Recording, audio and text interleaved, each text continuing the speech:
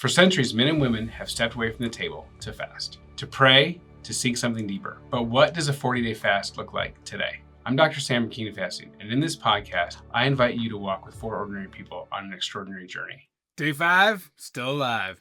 All right, let's talk about what we discovered on day 5. We still learn things about fasting. One of the fascinating things we learned was Brienne was struggling turning fat into sugar.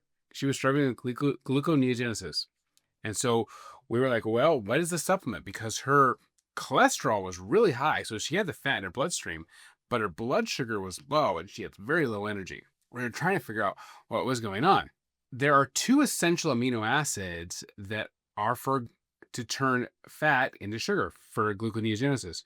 They're called the glucogenic amino acids, alanine and glutamine.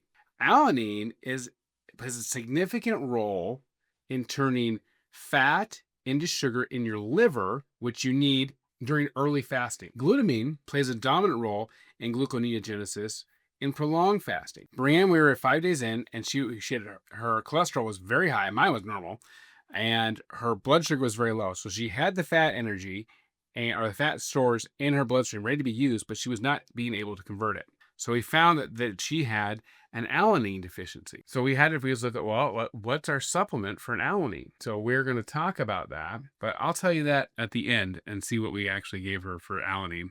And ironically, it also helped with how to make sure she had enough glutamine through her longer fast. That's the precursor. So that's why we want you to get lab work, because if you're struggling, there may be an answer in your lab work of what you actually need. And we wouldn't have known that until this time.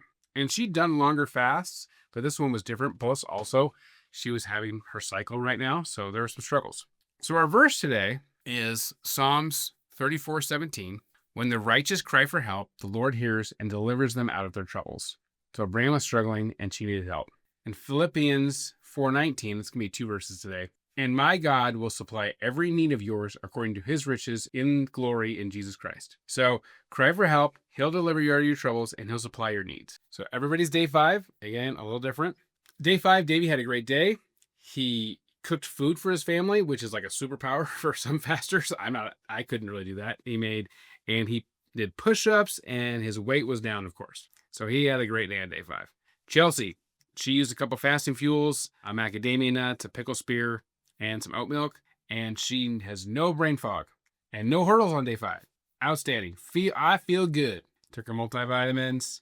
My day 5, my fasting fuels, I had some coffee with some oat milk in it and some metafiber, and I had Creo brew, cocoa brew. It's instead of coffee beans, it's ground up cocoa beans, dried cocoa beans. So you can brew that, and basically you can have yourself a little chocolate drink that's just all fat and doesn't boost your insulin or your blood sugar. And so it's a little chocolate treat you can still have while you're fasting. And it doesn't make me hungry.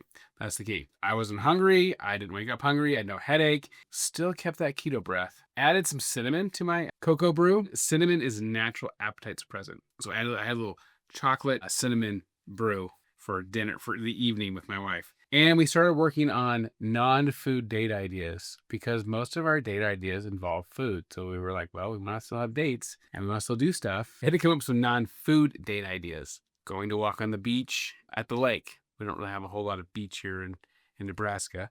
We're going for a drive, listen to music, watching a movie. But you have to stay away from some areas that like might be a trigger for you as far as like food triggers. If you can't go to the movie theater and smell popcorn without having it, then don't go to the movie to have a movie at home.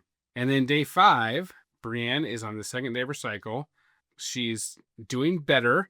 She says, Father, thank you for forgiveness, your loving and your love and your healing.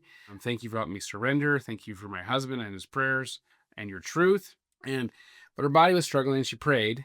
And I was upstairs praying too at the time. And she said, God told me to eat an egg. And I wasn't sure about it until Sam came downstairs and said, I was supposed to eat an egg. So God confirmed his desire to care for my struggling body in the fast. I had to submit to his direction and care. I ate 1 fried egg. So sometimes you're going to actually consume stuff. An egg is a fasting fuel. And what we found was eggs are very high in alanine and glutamine.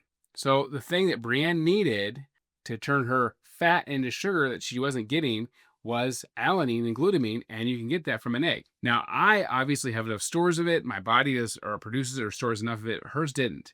So she would eat an egg to help her turn fat into sugar in her body, because she cried for help. God delivered her from her troubles and supplied her need. And her need was, she didn't need an egg.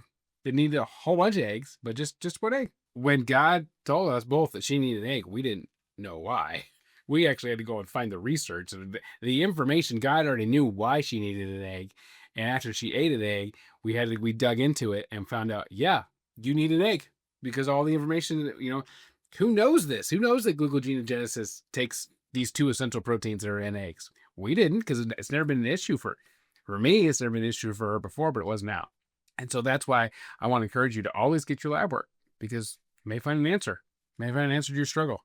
And God may have already provided the answer. You just have to listen to him. Which is why prayer is your first fasting fuel, because prayer can give you the answer that you actually need. And he can supply your need in your troubles. So that's what a fasting fuel is for. A fasting fuel is so you can continue your fast. That's the whole purpose. In the very beginning of this, I mentioned quail eggs. I like quail eggs. I actually need a little bit extra B12, so I make platelets. So go hide in B12, eggs. Quail egg is a little hard-boiled egg you can get in a can, and they're 15 calories. 3 of them an hour. Remember, that first 100 calories really only feeds the bacteria, and you're just getting the nutrients that you need.